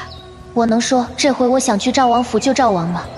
再不救赵王就好了，走个过场就争个万2、8千呢，不要白不要呀。老夫人，赵王妃在咱们靖南王府大门前跪下了，请世子爷、世子妃帮忙请贾大夫救赵王。正瞌睡呢，就有人来送枕头了。这么大的事儿，我哪做得了主？得派人去问相公的意思。去请示世子爷。这么点小事，我娘子拿主意就行了，不必来问我。赵王妃对赵王的深情令人感动。既然我相公把这事儿交给我处置，我可以帮你问问贾大夫，但贾大夫愿不愿意救赵王，我就不敢打包票了。赵管事，拿碗水给赵王妃喝吧。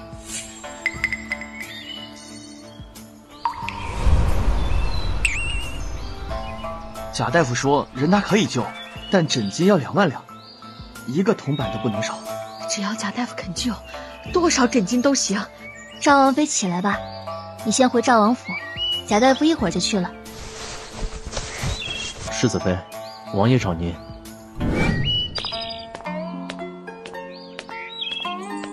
父王找我。你和婷儿很缺钱吗？父王不会以为我和谢百听已经缺钱缺到要就想要我们命的仇人吧？父王这是……以后缺钱了就和父王说，不必委屈自己。我没有委屈自己啊，只是送上门的银票，我又白不要啊。多谢父王。父王可还有别的吩咐？没有的话，那我就得赶紧让陈青去赵王府了，我怕耽搁久了，可有大夫太医发现赵王体内的毒在减弱，我就挣不了他2万两了。世子妃不是去救赵王？赵王中的毒看着很凶险，其实每一次吐血都是在解毒，什么都不做，3天也就恢复了。我让陈星跑一趟，就是想借治病的幌子，把赵王那几个中毒的暗卫全杀了。果然是我想多了，去吧。谢父王赏我和相公2万两银票。只是去走个过场，我就不亲自去了。陈青，你这样。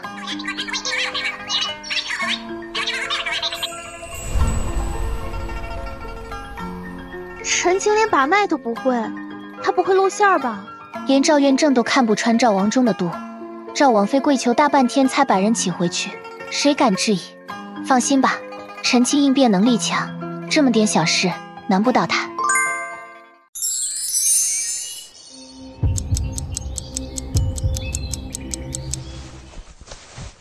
世子妃，陈青还没回来。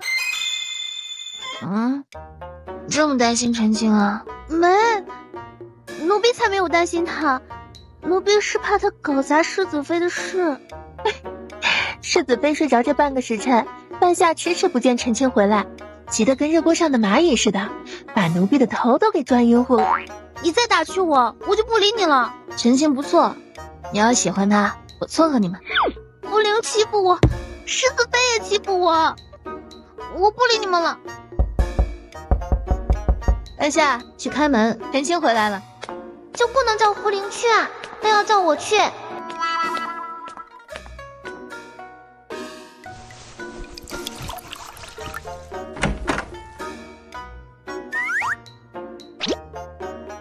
你还看？我才离开金墨轩半天，半夏这丫鬟就瞎吃药了，世子妃也不管管。事情办得怎么样了？出了一点小岔子，当日有6名暗卫和赵王一样被刺伤，属下只见到了5个，还有1个被赵王派出去了。属下犹豫了半天，还是依计行事了。不是什么大不了的事，反正最终还是不死不休，砍掉几个算几个。做得挺好的，这一趟辛苦了。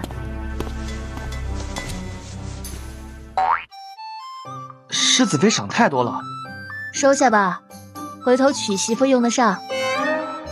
娶媳妇儿？这是我一个暗卫，一个刀尖上舔血的暗卫能想的事吗？看吧，陈青也想成亲了。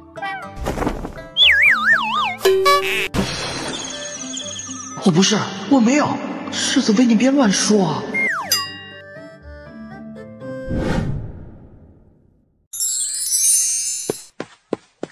世子妃，赵王解毒了。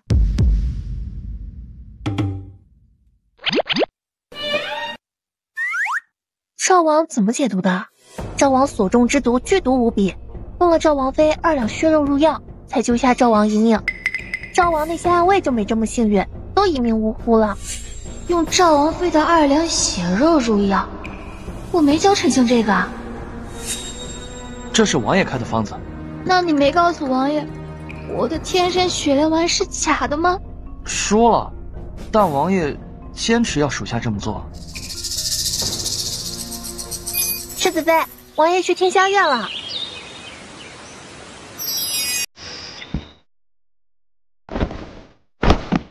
王爷，是泉州送来的信，找到了新的罪证，足够定您的侯府死罪了。王爷真的要整垮您的侯府吗？您不怕将来王妃知道会怪您？王妃没那么不通情达理，证据还要好几天才能送进京去，那就让王妃安心的过个生辰，再送宁德侯府上路吧。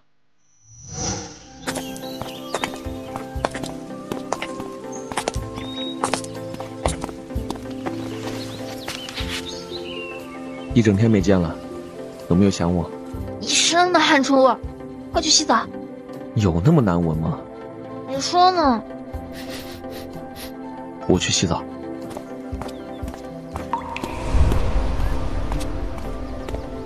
坐一边去。已经洗干净了，不信你闻闻。粘在一起太热了。习惯就好了。徐妈妈找我有事啊？刚刚前院派人来传话，说是吏部侍郎府老太爷没了。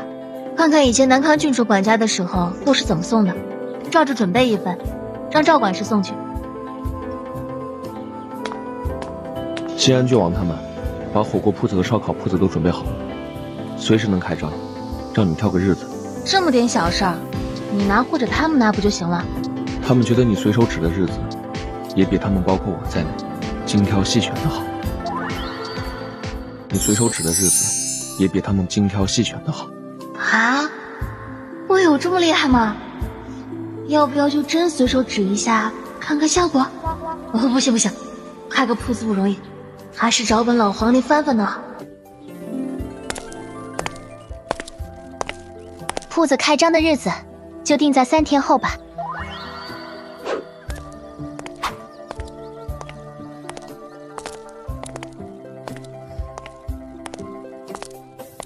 守了1天城门，你不累啊？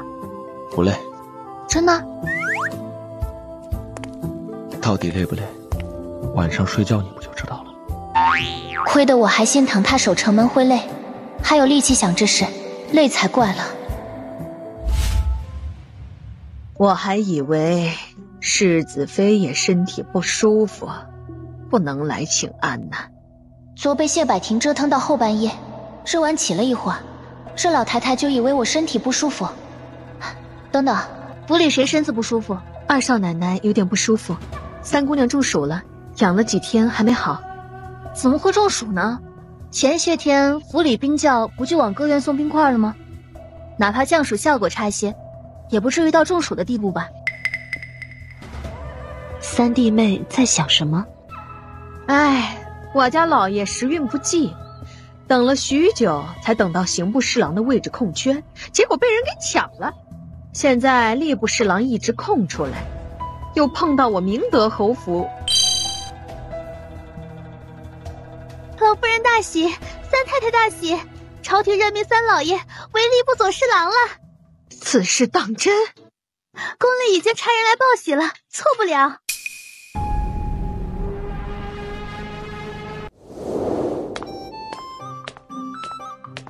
你不是守城门吗？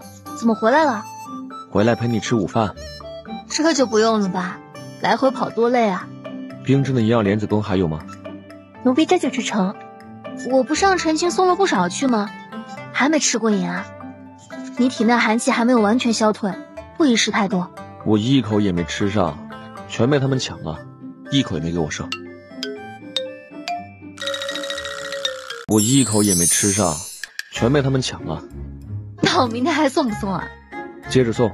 这次摆明了是要把那帮单身狗往死里虐。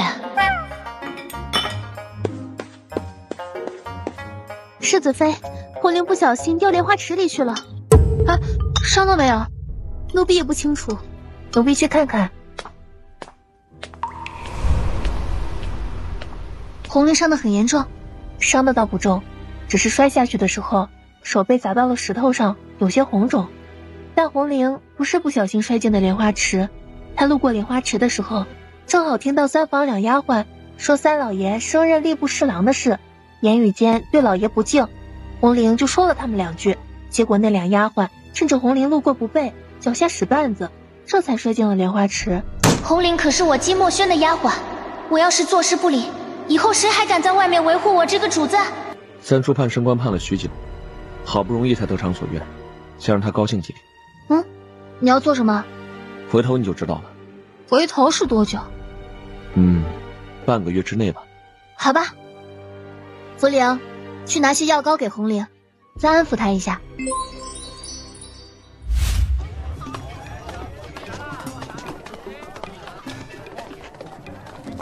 这大太阳的还回府陪大嫂吃午饭，不热闹。你没媳妇儿，你不懂。哼，我是没媳妇儿吗？我是懒得娶，好不好？这茶消暑效果比大嫂送的冰镇银耳莲子羹差远了，明儿大嫂还送吗？你们没媳妇疼，我让内子多做些，带你们降个暑。谁没媳妇疼啊？有媳妇了不起啊！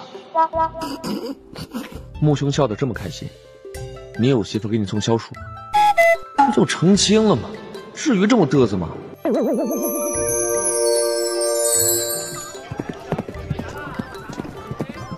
成亲有那么好吗？想激将我成亲，没门儿！哼，哟，这么大怒气啊？谁惹你生气了？哼，有银二莲子羹吗？没有。百庭兄守城门，晋南王府都给他送银二莲子羹，安王府都不给我送。谁让人家有世子妃汤啊？你没有喽？还给不给人活路了？在城门处被百庭兄气，回来母妃居然还往我伤口上撒盐。我是没媳妇疼啊，但我有母妃疼我呀。你母妃不疼你。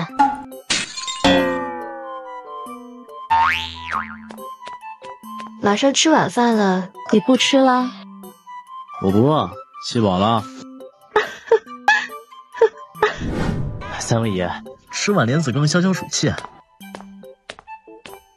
要不明让醉仙楼给我们送一点？我们宁愿不吃，也不丢这个人。真是越想越气，他谢百庭不就是先我们成了的亲吗？嘚瑟的没完了。真该严厉谴责他这种虐狗行为。我们又不是娶不上媳妇，把我逼急了，往床上一躺，我父王母妃还能不给我冲洗？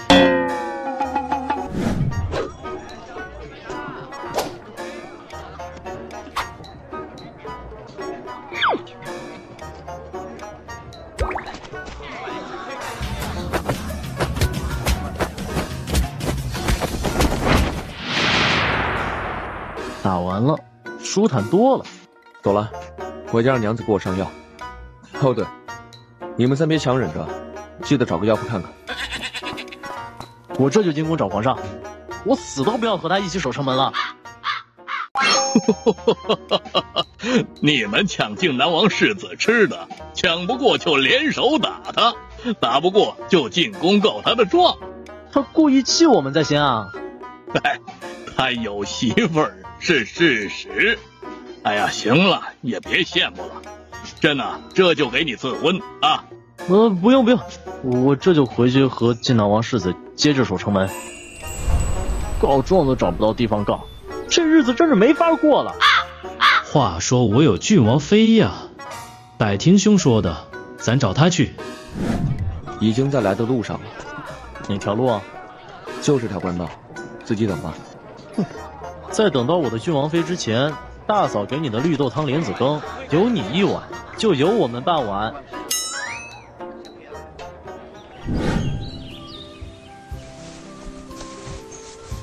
世子妃醒啦，是现在就起，还是再接着睡会儿？现在就起吧，一会儿还得去请安。世子妃这些天明明很早就睡了呀，怎么还是一副睡眠不足的样子？世子妃要不再睡会儿吧？二少奶奶都好几日没去给老夫人请安了。我去请安坐一会儿就闪人了，还真不知道二少奶奶竟然没去请安，感情就我一个人去了。关键是去晚了，老夫人还有微词，你就说气人不气人？姥姥的，你们有孝心，祖母高兴，但还是要以身子为重。身子不舒服就在屋子里养着，天这么热，要晒伤了，祖母可是会心疼的。姥姥的，赵燕皮薄容易晒伤，我就皮厚晒不伤是吧？没有老太太这样厚此薄彼的。气色这么差，得请个太医进府看看。谢谢大嫂关心，我没事，只是夜里没怎么睡好。没睡好就没睡好，怎么还羞红了脸？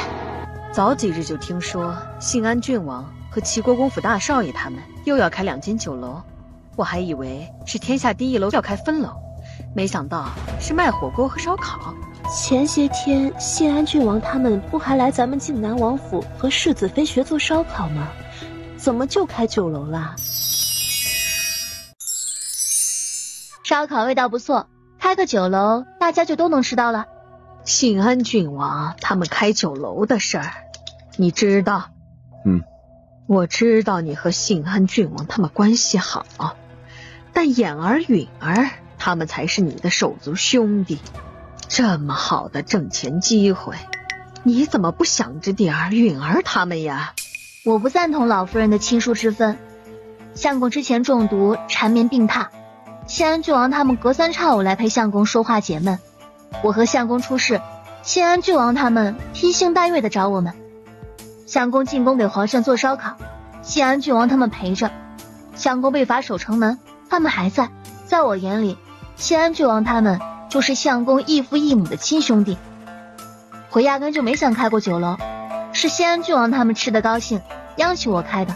因为不用我操心开铺子的花费，也不用管账，利润我还有50%，所以我没有犹豫就答应了。哦对了，四婶还没有给我答复呢。火锅铺子剩的最后一成入股机会5000两，四婶要还是不要啊？看四婶这破记性，这么重要的事都给忘了。一会儿四婶回去，就让丫鬟把钱给你送去啊。入股机会就只剩下1成了，在母妃那儿碰到了四婶，就先紧着四婶了。以后有机会我会想着2婶3婶的。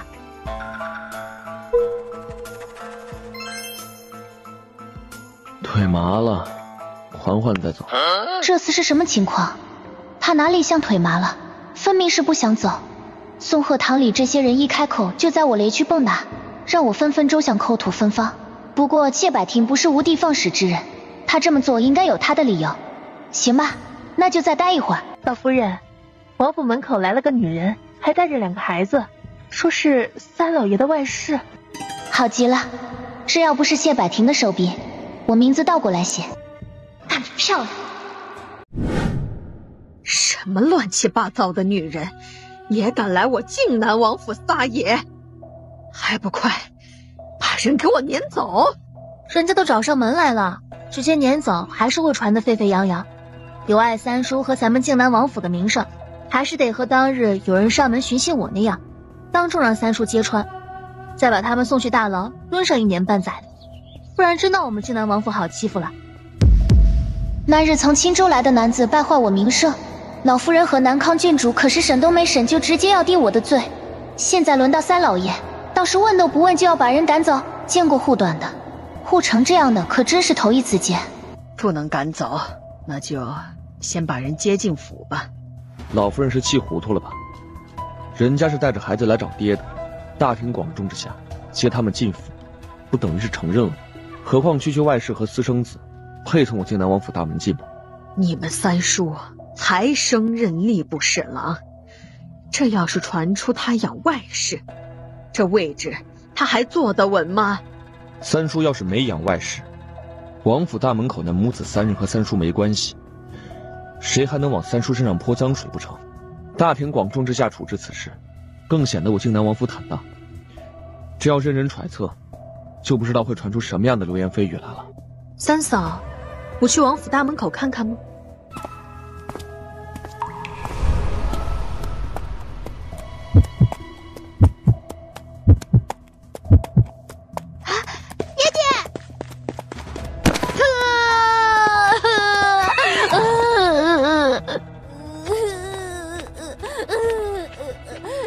大哥，看你干的好事。大哥，我没有啊，我眼睛没瞎。哼！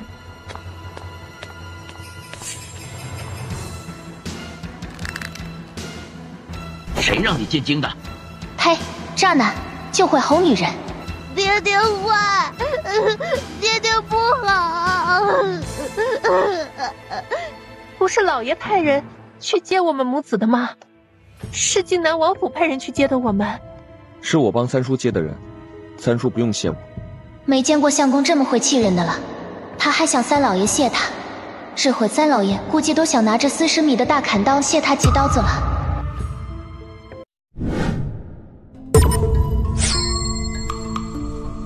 要是眼神能杀人，三老爷绝对已经把谢百庭千刀万剐了。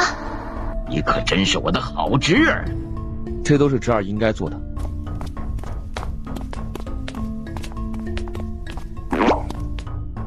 领他从侧门进府。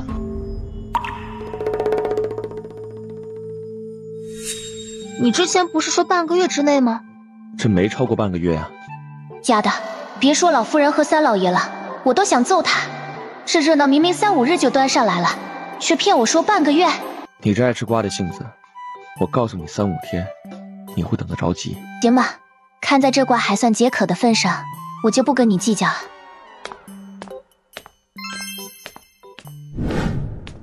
母妃怎么来了？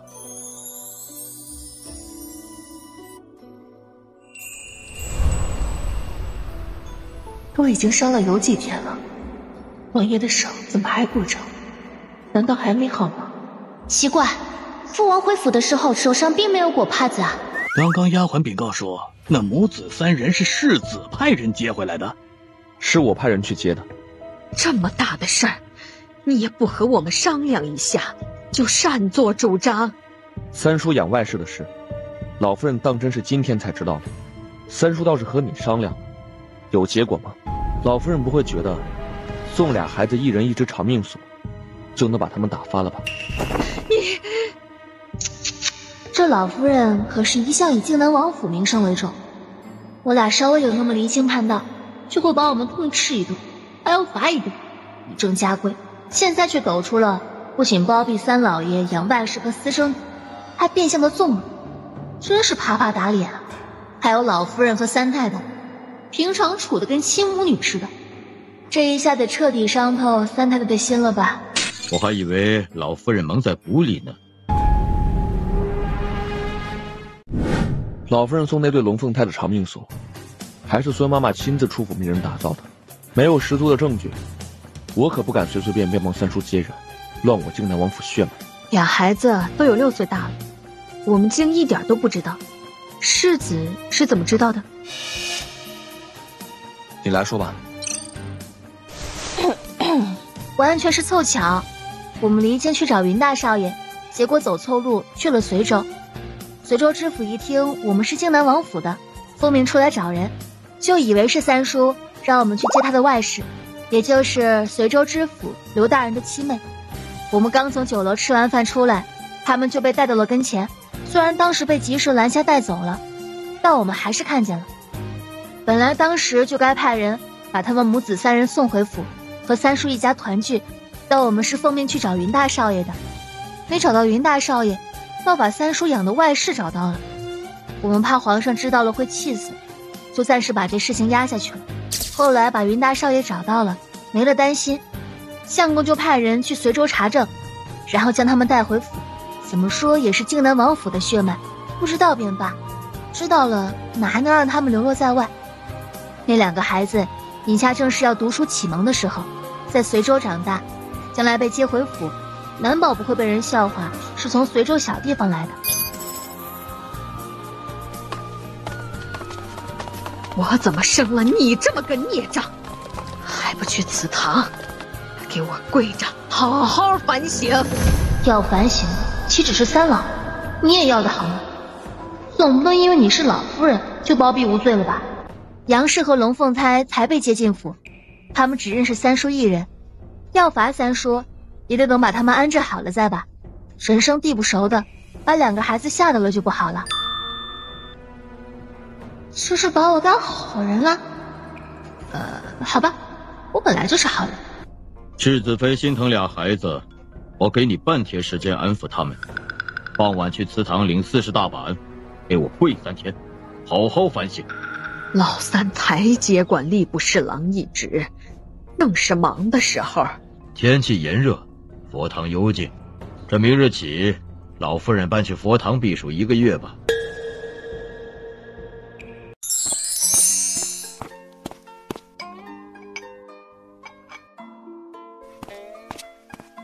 去看看王妃在哪儿。王妃回天香院了。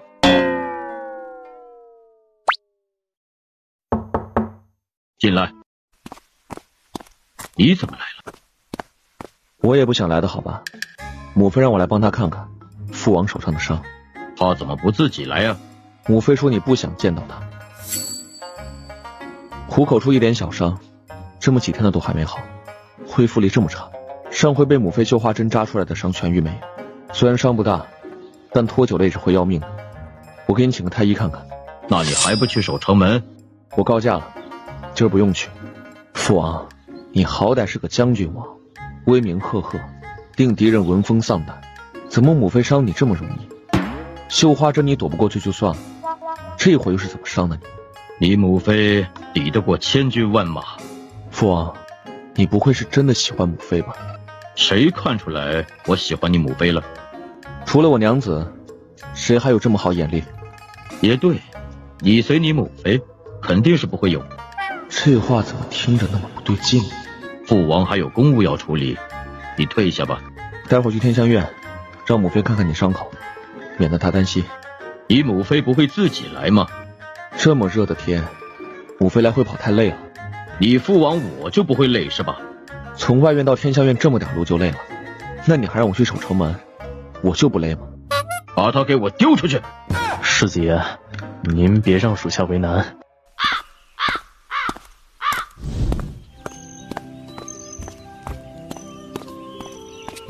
父王手伤的严重吗？对父王这样久经沙场的将军来说，流那点血压根不算受伤，何况还养了几天。世子妃，王爷派人给您送东西来了。你又替我向父王讨赏了？我差点被父王让安卫丢出书房。